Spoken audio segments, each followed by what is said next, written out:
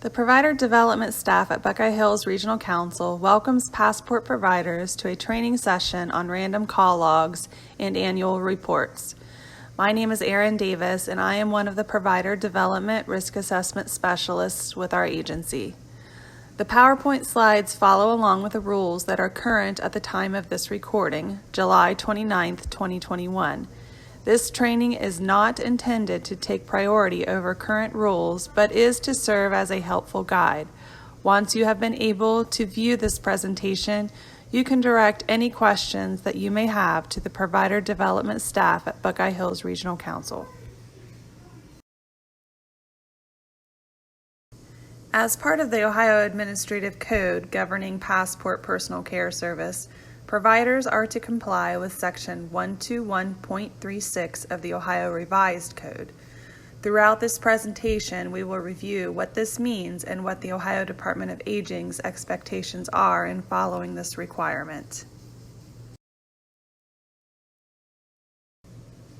Legislation was put into effect on October 6, 2009 that required providers of home care services to dependent adults have a system in place that effectively monitors the delivery of services by its employees.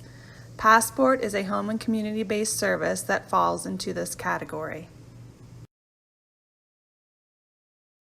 The next two slides will review what providers must include in their monitoring system to meet Ohio Revised Code 121.36.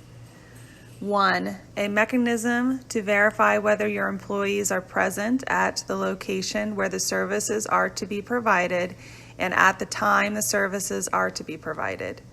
An example to meet this requirement would be using your electronic visit verification or EVV system's GPS capability and monitoring when employees clock in and out using telephony, the app, or state-issued electronic devices. Number 2, a system to verify at the end of each working day whether your employees have provided the services at the proper location and time. Again, you may use your EVV system to monitor this, so long as office or administrative staff are verifying this information at the end of each working day. Number 3, a protocol to be followed in scheduling a substitute employee when the monitoring system identifies that the employee has failed to provide home care services at the proper location and time. We typically review your service backup policies and procedures to ensure you have a policy in place for employees to follow the expectation that your policies and procedures are up to date and that you are following your current policies and procedures. Number 4, procedures for maintaining records of the information obtained through the monitoring system. This would be another policy procedure check to make sure your agency maintains and follows policies and procedures for maintaining records of your monitoring system. Number 5, procedures for compiling annual reports of the information obtained through the monitoring system, including statistics on the rate at which home care services were provided at the proper location and time. This includes a review of your policies and procedures of your monitoring system that explains how you compile your annual report.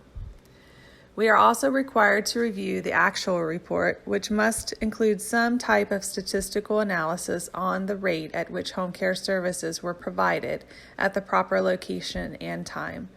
The rule does not specify how you compile your report, only that statistics are included. Number 6, procedures for conducting random checks of the accuracy of the monitoring system. For purposes of conducting these checks, a random check is considered to be a check of not more than 5% of the home care visits your employees make to different home care dependent adults within a particular work shift. Random calls or checks are still required even with EVV. Therefore, we need to view your random call log. This log should be based on your aide staff, not individuals served. It should include no more than 5% of the home care visits completed for different individuals completed within a particular work shift. During structural compliance reviews, we typically ask to see your policies and procedures, random call log, and your annual report as discussed in previous slides. For the random call log, we are looking for documentation to verify that a check was made to include information such as the date, the aide's name, the name of the individual being served, the time of day, the work shift hours, and most importantly, verification that the aide was or was not present and providing services during the date and hours of the scheduled service. It is fine to include additional information, but these elements are necessary to ensure compliance to this rule.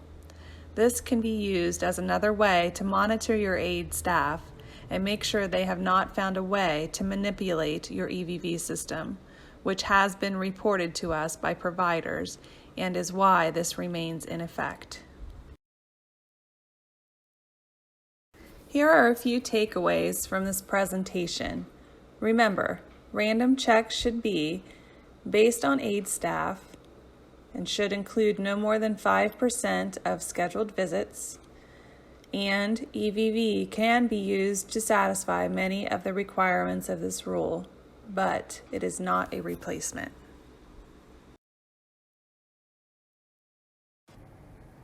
If you have any questions regarding this presentation, please direct them to the provider development staff at Buckeye Hills Regional Council.